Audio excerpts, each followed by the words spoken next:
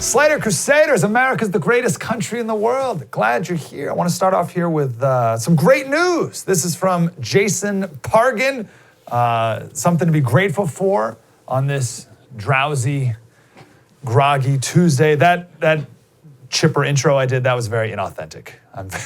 I'm like this today. I don't know what's going on. So I hope I'm not the only one feeling a little groggy today after a 3-day weekend.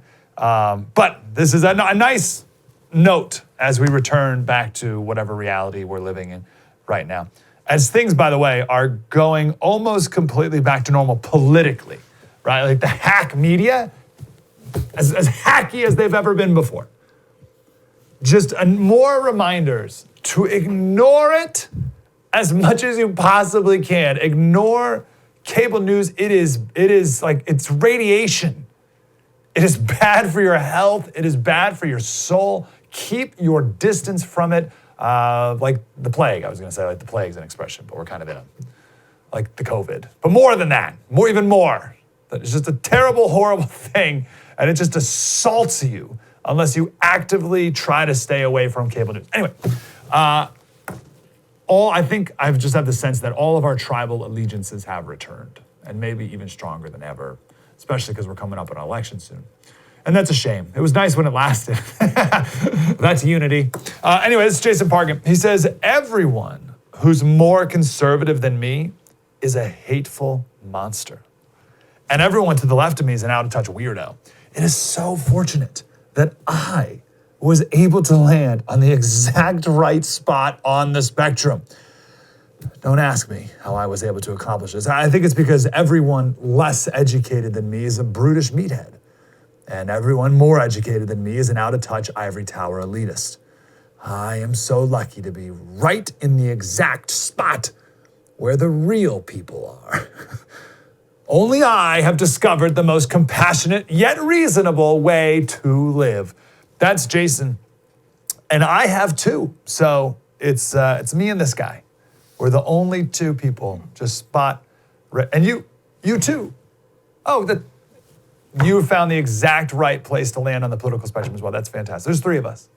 There's three of us here, and only the three.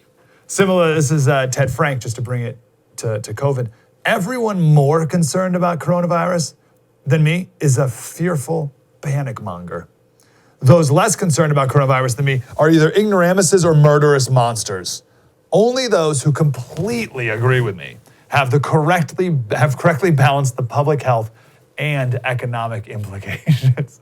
So that's me. That's me and Ted. We, more than anyone, have properly balanced these two very competing interests. So you're the most fortunate of all to have tuned into this show, the wisest of them all, most clearly. I hope the sarcasm was thick enough there. I'm very fascinated by this concept here because I have been inclined, and I think most people were, maybe still are, to have this belief that this will change everything forever. COVID will change it. Nothing will be the same. A couple weeks ago, we talked to Rob Henderson, and I'll never forget, this is a turning point moment for me. And it was like halfway through the interview or something, and I asked him, I said, Rob, what's going to change? And I was expecting some big dramatic answer. He's brilliant. I went to Yale and Oxford, and he's like just a super smart guy, super insightful, like a great student of human nature. That's his whole big thing. You can sign up for his newsletter. It's all about human nature. It's wonderful. Rob K. Henderson on Twitter. So I couldn't wait to ask him, Rob, what's going to be different? He's going to give me some great insight, and I was going to write it down here. And then my pen's upside down. I was going to write it down, and then I was going to come back and do more research and come back and be so brilliant, expanding on his thoughts. I just couldn't wait. And he said, safe bet? Probably nothing. And like when he said that, I just got like snapped out of it. I was like, oh yeah, probably nothing. I had these big things that I knew were going to change because of this, and things I hope will change. But probably nothing will change at all. I read an article from Yasha Mounk. He's at Johns Hopkins. He wrote a great piece about this in The Atlantic. And he said, how is it possible that anyone could write poetry after the Holocaust? Right? You think, you see that you witnessed the Holocaust and you're like, oh, nothing could ever be written or thought about that was beautiful ever again. It was the most evil, horrible, despicable thing you could ever fathom. Nothing will be the same. How can people walk around Lower Manhattan after what happened on 9/11? Right? You think about 9/11 and things will never be the same. And you go back down to Ground Zero and the area around it, Lower Manhattan, there's people just walking around like nothing ever happened.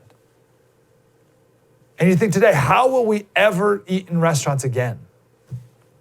After what's going on now, what people are doing, wearing masks and the whole thing, how are people ever going to eat at restaurants? We will. We will. This is all temporary. Now, accelerated. It's certainly all accelerated.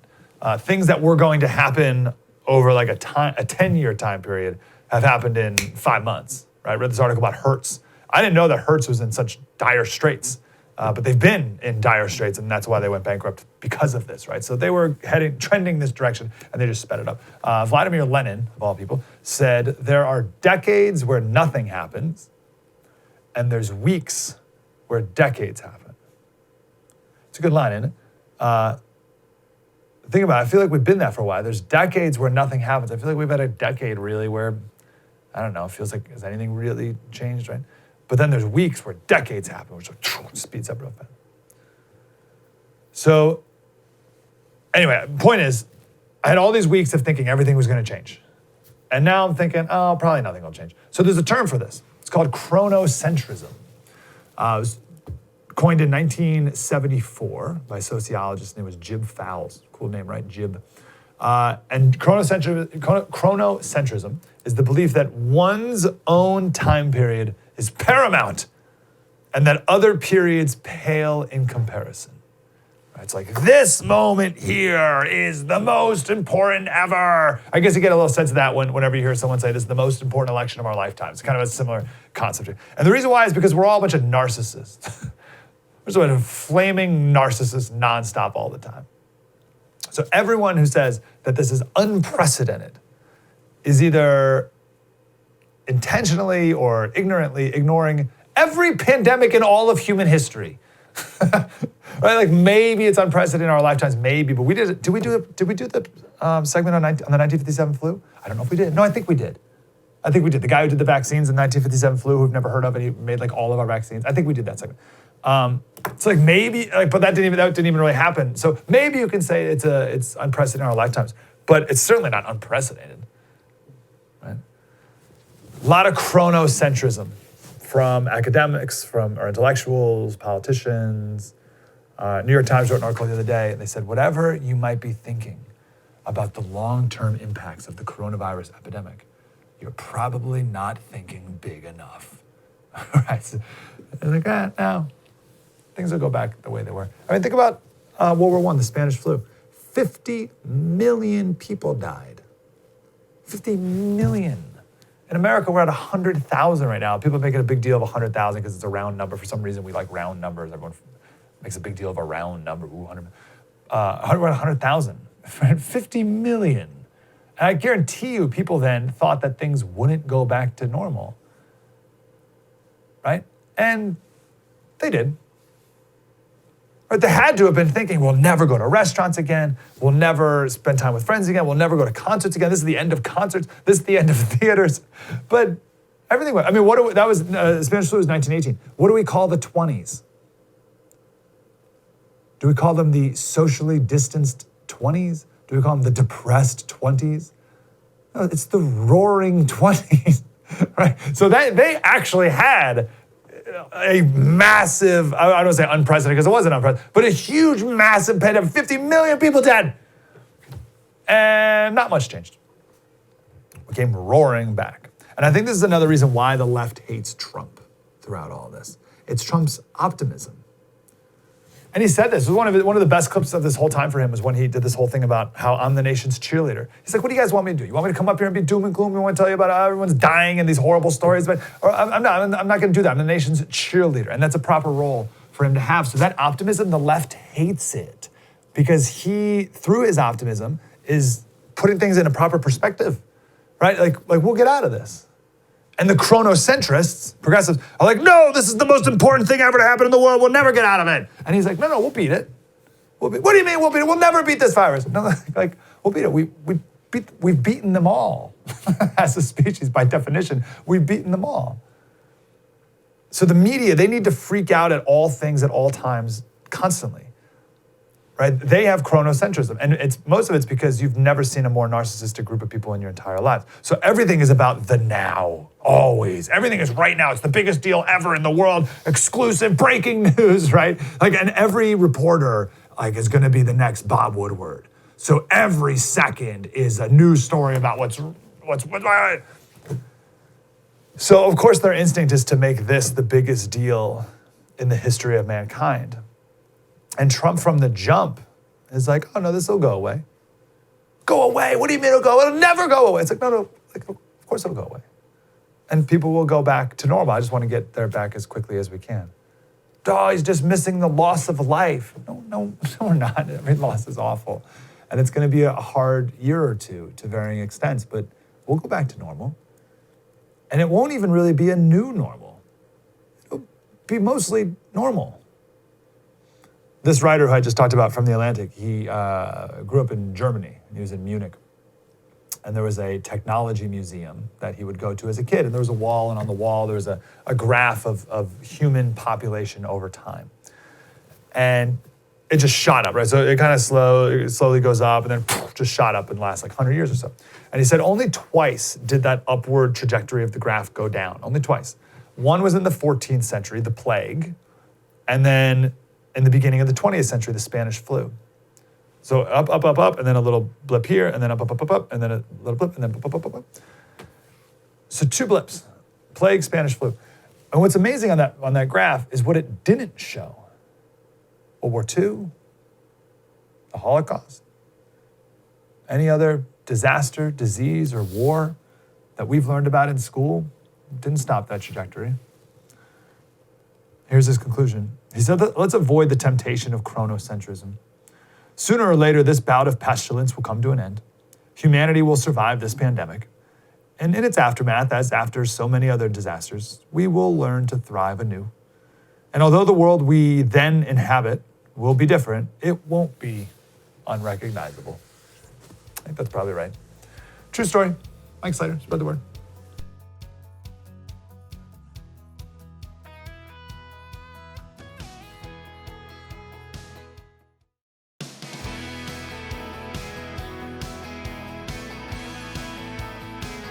Hey, Center Crusaders, Professor Vincent Racaniello is going to be here in the next segment. Any virus-related questions and updates there. I trust his insight way more than anyone in the media. Last quick thought on how nothing will ever be the same. I wonder about this with globalization too, right? I'm so I hope this crushes globalization in so many ways, and we can get back to a localism society. Supply chains. Will supply chains end? We have this model that's been developed here, this just-in-time manufacturing that we talked about before, where everything is maximum efficient at all times, but there's a trade-off, right? Everything is just on a knife's edge of accuracy at all times, and if anything goes wrong, then the whole thing crushes, right? So that supply chain that's been created over trillions of decisions a day for decades doesn't have a ton of resilience.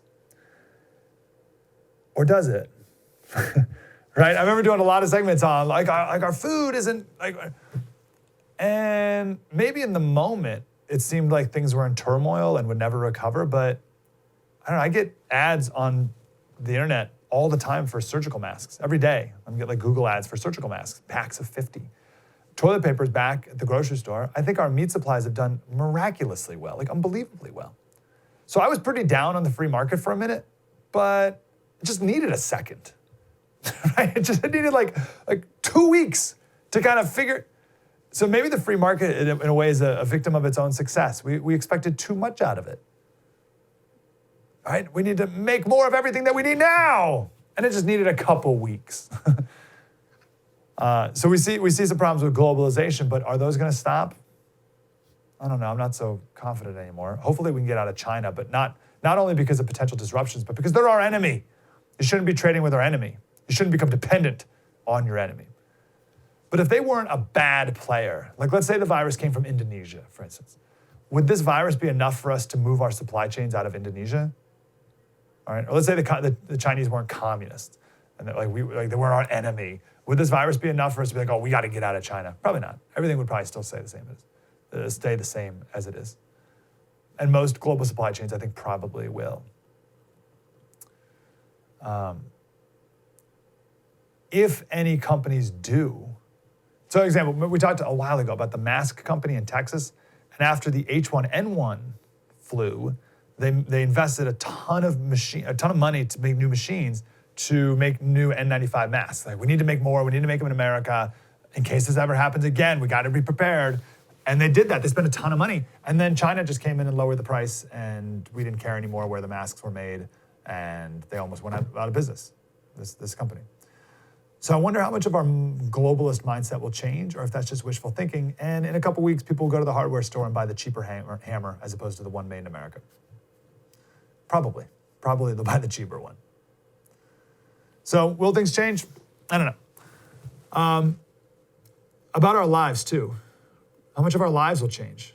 You know, we talk a lot about the great realization, just people reprioritizing the things in our lives, people slowing down, spending more time with their kids, rethinking career paths, maybe moving out of the city into a quieter, more rural life. Will people? I've been thinking a lot about pride lately, because there's a lot of this, we're all in this together. No, we're not. But any goodwill that there was, I don't know, is it still there? I saw this video of an older woman who got some ticket. She got an $80 ticket for like a broken taillight or something. And the thing, it just spiraled out of control. And it was entirely because of pride, right? Okay, there's a couple clips of the video here, and you only need a few seconds to watch the whole. Let's play the first part here. Here's the very beginning. Issue you a citation. Sign there, please. Well, I don't want to sign it because I don't want to do $80. You don't want to sign it? No, because I don't think that I deserve to pay $80 for something that is fixable and I can fix it. All right. If that's all you want to do. Go ahead, step out of the car.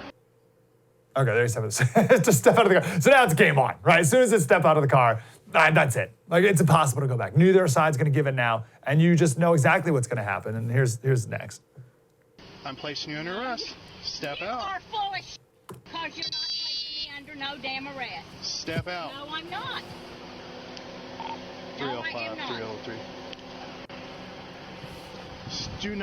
Do not take off.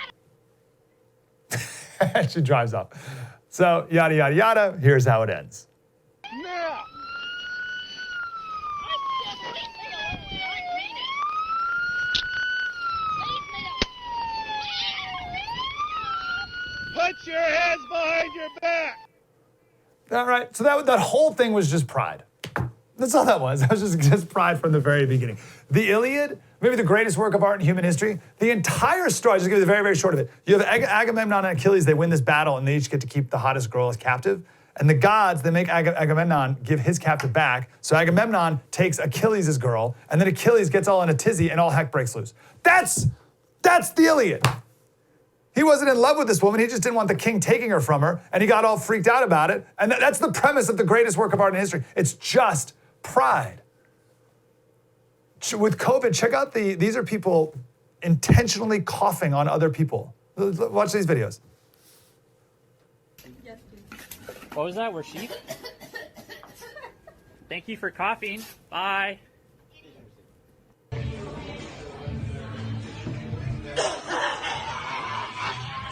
Hey! Baby's over here. Move. Wow. She's coughing on him. Wow. She's spitting on him. That's pride. That's all just pride. Listen, masks may be stupid. I don't think they are. But even if they were, just do it for a while. Be a decent person. And at best, don't wear one. And if someone says something, don't cough in their face. Right? You're not a decent member of society if you're doing that. Anyway, the point is, will we change for the better? Will we change for the better? Will COVID really change our supply lines? Will it really change our buying habits? Will it change the routines of our lives? Will it change how we act to other people? I hope so. I hope for me, I hope so. And for you too. And it may change your buying habits and the prioritizations of your life and how you treat people. But as our society as a whole, probably not. Professor Rackaniello, coming up next. True story. Mike Slater, spread the word.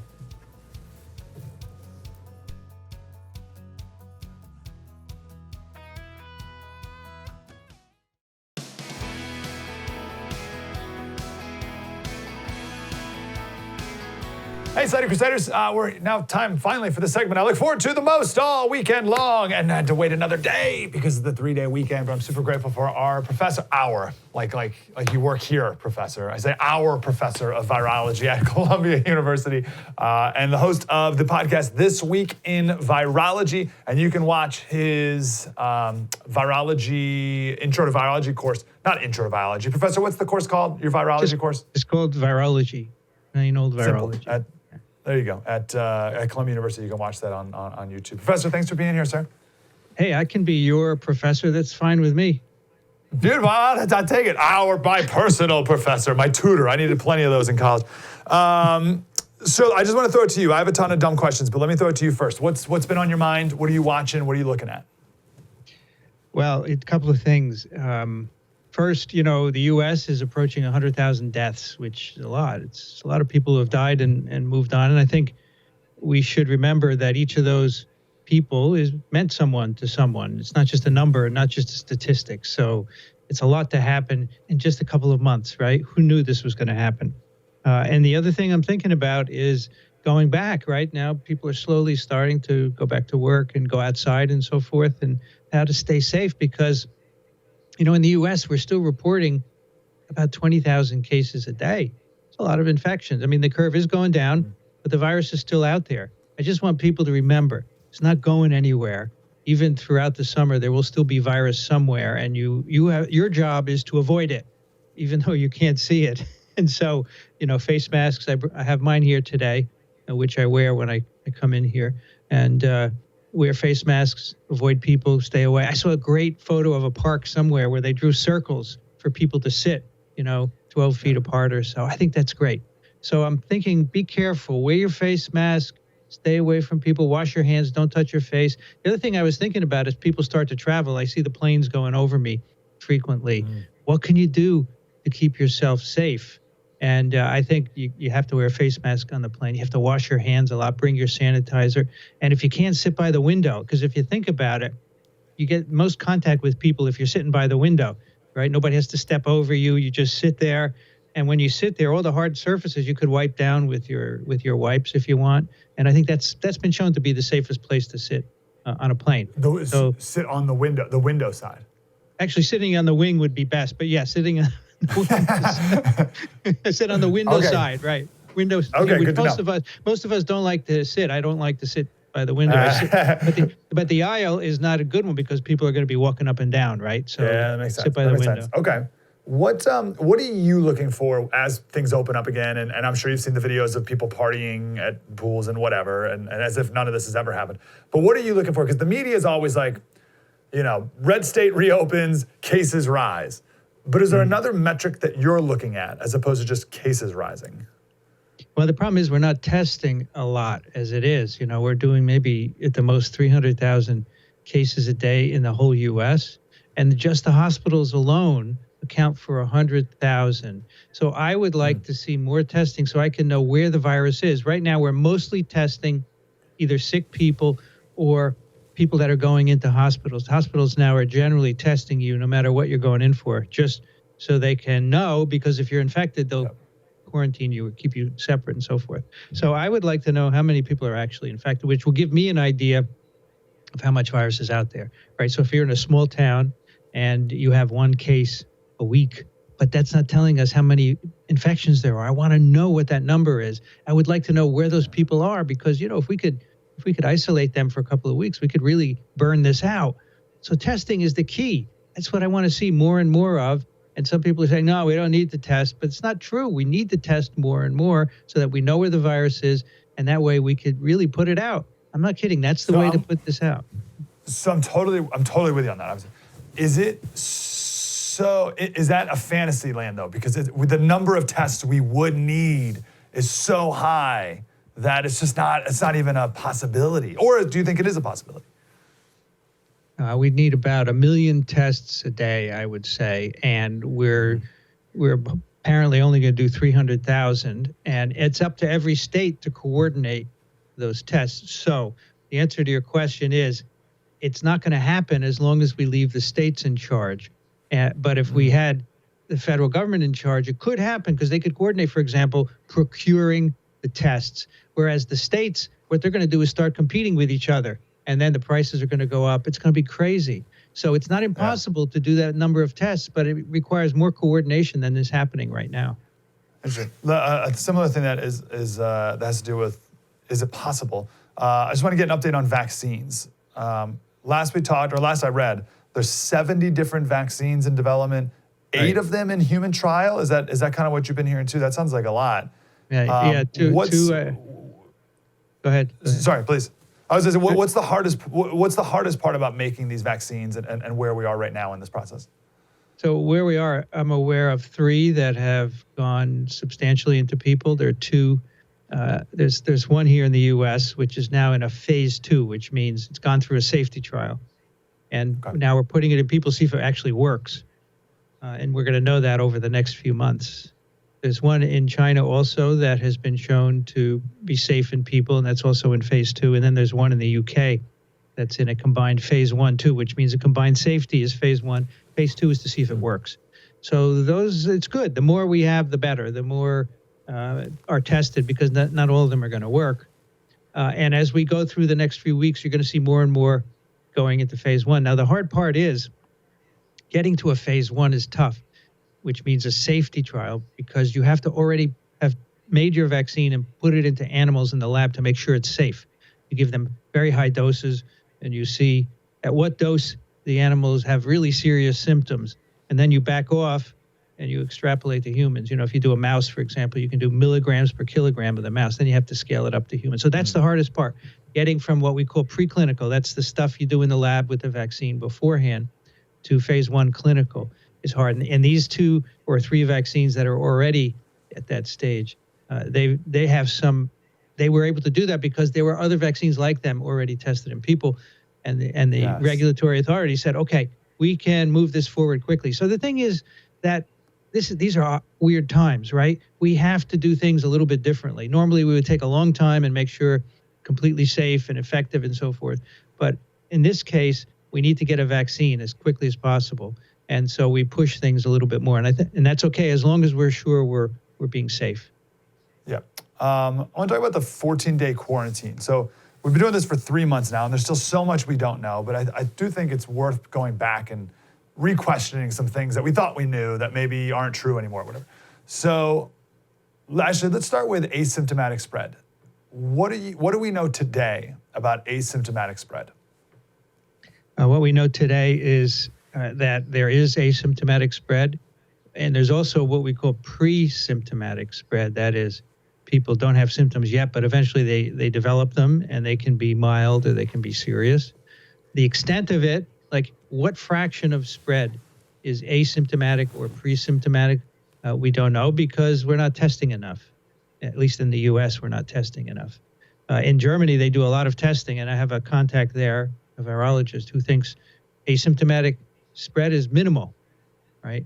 So we don't know that in the U.S. If that's true, that's good news, right? Because minimal asymptomatic, but I'm not sure here in the U.S. if it is or not, and we'll figure that out pretty soon. I'm glad you brought up the distinction between asymptomatic and presymptomatic. I didn't think about those two in my brain. My question was actually more about the presymptomatic spread. And I didn't realize there were 2 different things, but of course there are. Yeah. So I remember seeing a graph or a visual of the timeline of when you get sick and then how many days, and then this is when you start to show symptoms. But so presymptomatic. Do you think it's a day or 2 before you start to show symptoms you may be able to spread it, or do we really don't even know that? Well, what we know is that you can start to show symptoms anywhere from a day to 14 days after infection. Some people it takes a long time to develop these symptoms. That's amazing, isn't it? But that's the range, and that's it's still that much. Yeah, it's still that much of a range. So that's not even just we don't know. You think that's the range? No, that's the range. Wow. that's why 2-week quarantine is still good. If I could identify everybody in the U.S. that were infected, quarantine them for 2 weeks, that would be enough to do it. Now, what is clear is that some people shed virus longer. They can transmit it longer, right? And the longer transmitters are really the people who are really, really sick, and they're in the hospital, so we can take care of that. It's not a problem. The sickest people are the ones who shed virus longer and therefore could transmit it. But since they're in a hospital, we can control infections there. That's not an issue. The people walking around who have mild infections, they can probably transmit for a couple of weeks at the most after the 2-week incubation period, okay? But it goes down every day. As soon as you develop symptoms, the virus in you is actually declining and declining and declining. It's really the ramp-up period to that and then the short period after the symptom onset that you are the most transmissible, okay? Okay, so I think you were totally tracking with what I was getting at. The 14 days, I was hoping that was originally set out of an abundance of caution because we didn't really know. But now that we know more, it can really only be a 7-day quarantine. But you think 14 is still the thing we should do? I think from that, for now, that's what we should do to be safe.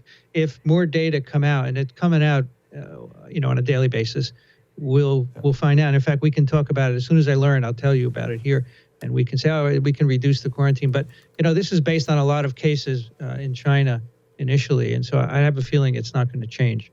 But we'll see. Okay. Professor, you stick around for another segment here? Yeah. I got a bunch more questions. I wanted to ask you about, so we're all experts now on the R naught, but I learned this new variable called, I don't even know how to pronounce it. I've been pronouncing it K. Is it kappa or is it K? The dispersion factor? Are you familiar with the dispersion factor? Or am I totally make this thing up? No, there's such a thing. There's such a thing. Okay, maybe we can talk a bit about that next, and we can all, and then I can really upgrade my university Wikipedia degree. Big time next with Professor Rackaniello from Columbia University. More coming up. True story, Mike Slater. Spread the word.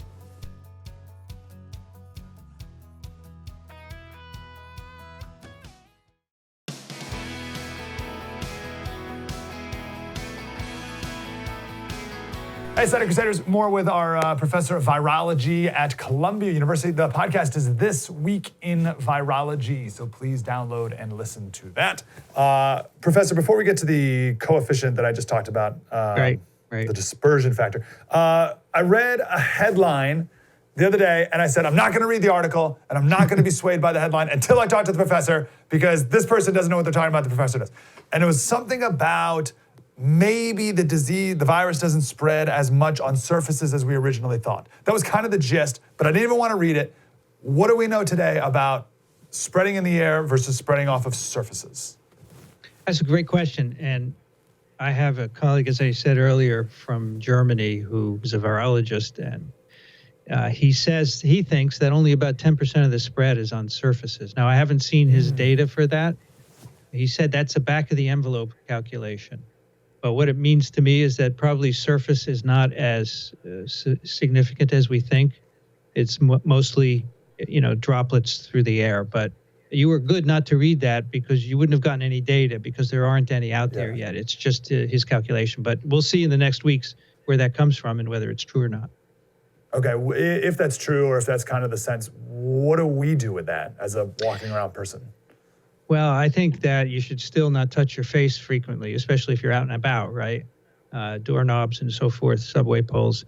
You should still not touch your face unless you wash your hands. So I think it's a good idea to keep washing your hands because that's not such a burden, right? To keep your hands off your face until you can wash them. So I don't think it should change anything. Okay. Let's talk about this dispersion coefficient because I'm a dispersion factor. So I'm so fascinated by super spreaders. I just think that's such a curveball to the whole thing. You know what I mean? Indeed. Like everyone does everything great, and then there's just some random guy, as you informed me last week, who it's not even that they're sneezing on things all the time; it's that they make more of the virus, and we don't know why. And it's like, oh, come on. So, can you explain the dispersion factor and why that's important? Because the one study I read here says probably about 10% of cases lead to 80% of the spread. Yeah, that's right. That's right. My friend, so what do we do with this? Adam Kucharski said that in the UK. So the dispersion factor, which is K, it's how much a disease clusters, right? And the lower K is, the more transmission comes from just a few people, right? So it turns out, as you said, most people don't spread, but a low number of people do. And that number is described by this dispersion factor.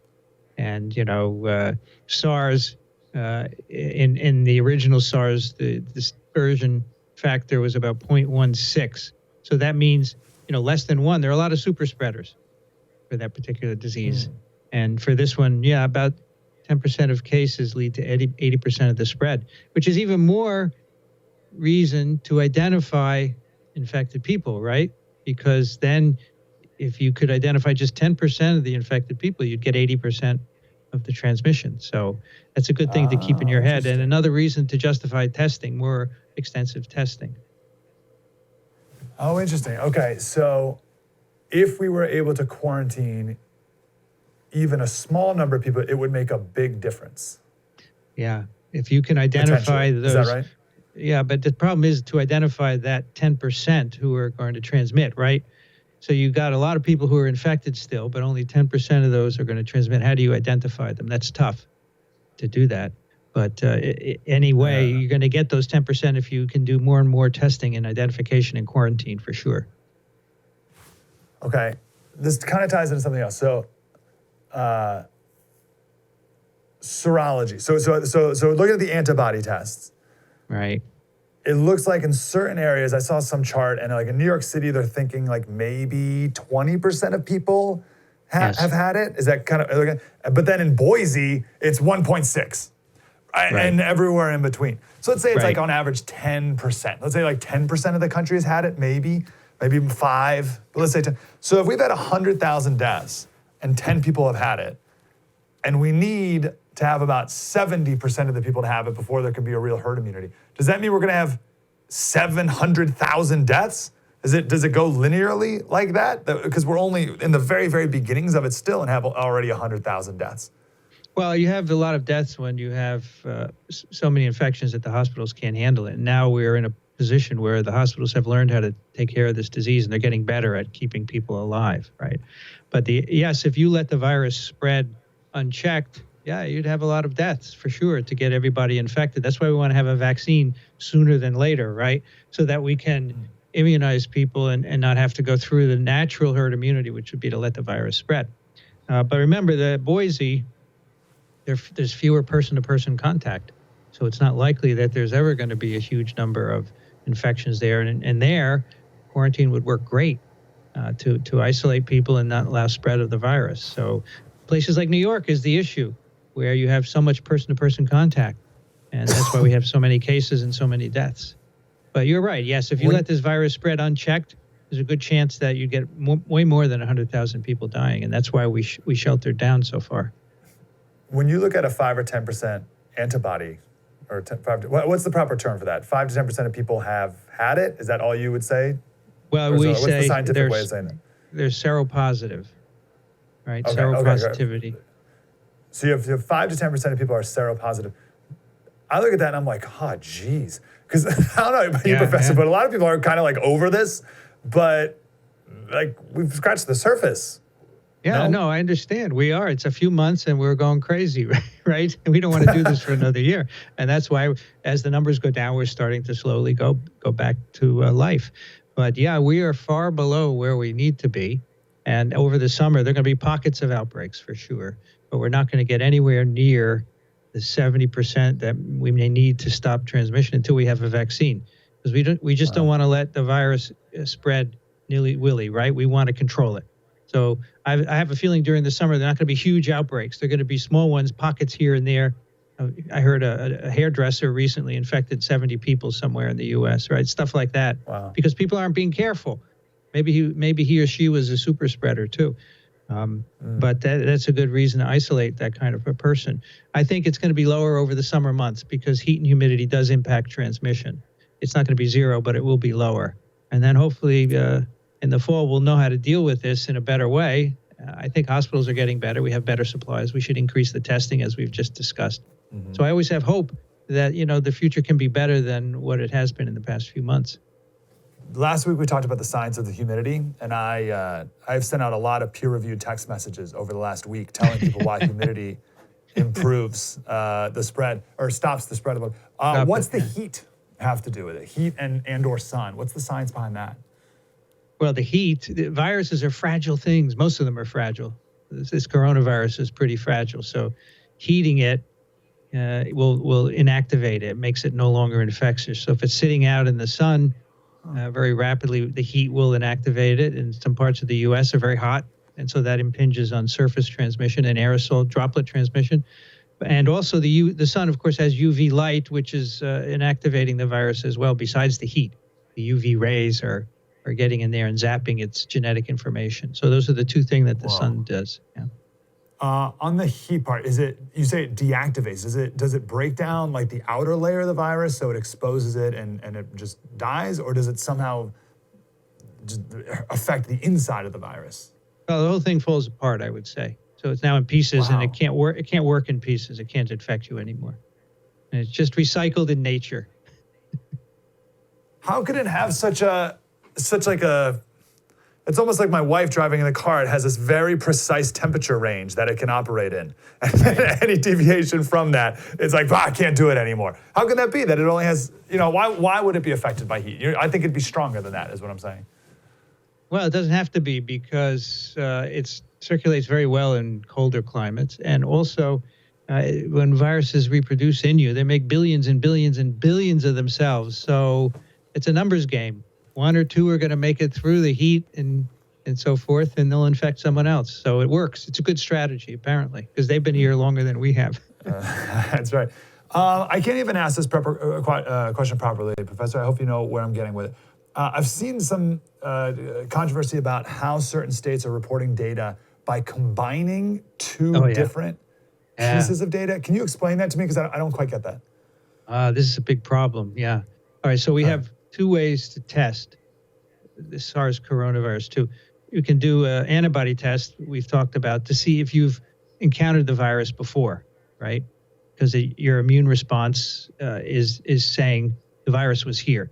That's an antibody test or serology. And the other test, of course, is to ask whether you are infected at this moment. And we look for the nucleic acid of the virus. It's a PCR test, right? So they're two very different tests. Are you infected or have you been in the past? And you can't combine them because they have different sensitivities and false positive and negative rates. You absolutely cannot combine them. That's a no-no. And some states are doing that. Texas did it for a while. They're going to stop doing that. The CDC was doing it for a while, which is terrible. They should know better. And so anyone who's done this has been roundly criticized because two different kinds of data, you can't compare them. You will get a false indication of how many people are actually infected if you combine the data. So it shouldn't be done. Bad idea. Okay, I guess I don't understand the math as to why you can't. I understand why they're two different things, but couldn't they tell you? Okay, can you explain one more time why you can't combine it? What's the problem with that? Well, because as you say, they're testing two different things, whether you are infected at the moment and whether you were in the past. And they have different sensitivities, they have different false positives and different false negatives. So combining them does not give you an idea of actually how many people have been infected. You get a false number. You get a lower number than you actually do if you do the math. So you can't do that. You get a lower number? Yeah, get a lower number. Why do you get a lower number? Well, because of the way the false positive and negative works, you end up getting a number that's not accurate because both tests have different false positivity, false negativity, accuracy, and so forth. And you end up getting a lower number, which maybe to some people looks good, right? Yeah, fewer people have been infected, and that's not good. It also looks like you've tested a lot of people when you combine them, but you haven't, right? Why have you not tested Well, because you haven't, if you've done on X people the first test and on X the second you combine them, they're separate. They're separate things. Oh, that's right. And what we want today, we've been talking a lot about the PCR test to know how many people are infected right now, so we can quarantine them. And if you have the serology test mixed up in that serology, they've already been infected, and quarantine them is not going to help them. So you have to take that out of that equation. right? Okay, but certainly my takeaway here is that you do not combine those two numbers. That's obviously your big No, your big you point. don't combine them. That's not a Okay. good thing to do. And I think we're going to see going forward that people are going to stop doing that. Okay, I got a few more questions, but we got to run. So let me just throw it to you again. What is the one unknown, I suppose, other than just how many people currently have it for quarantining sake? But what's the one unknown of the virus that you wish we could just know right now, and it would be a huge help? The one unknown about the virus, which exact part of it will make a good vaccine. I think we know in general what parts, and those are being tested. But if we knew today which of these vaccines was going to work, we could speed it through a lot quicker. But unfortunately, we have to do these efficacy tests and figure out which one works. And I wish we could bypass that, but we can't. And by the end of the year, early next year, what's your prediction for our vaccine? Well, you know, the conservative me says early next year, but it could be by the end of this year, you know, depending on the outcome of these trials that are ongoing right now. And remember, the other thing is, if these vaccines that are being tested in people, if they actually work, we have to make more of them. I was thinking today, I'm not going to get a vaccine for a year because there's not going to be enough. How are you going to make sure? Because the people in the hospitals are going to get them first, et cetera. Yeah, they should. And then older people should get them first. Anyone in contact with the public. And then we're not going to have enough. We need billions and billions of doses, right? That's going to be tough. Big challenge. So that's so we have to make it, so we have to invent it, and then make enough of it, and then distribute enough of them. Yeah, what a hurdle. Okay, all right. In the meantime, I hope we can keep talking, Professor. Appreciate all right, see your time. you next week. You bet. This week in virology, Professor Rack and Yellow. That's the end of our show. True story. Mike Slater. We'll do it again tomorrow. Spread the word.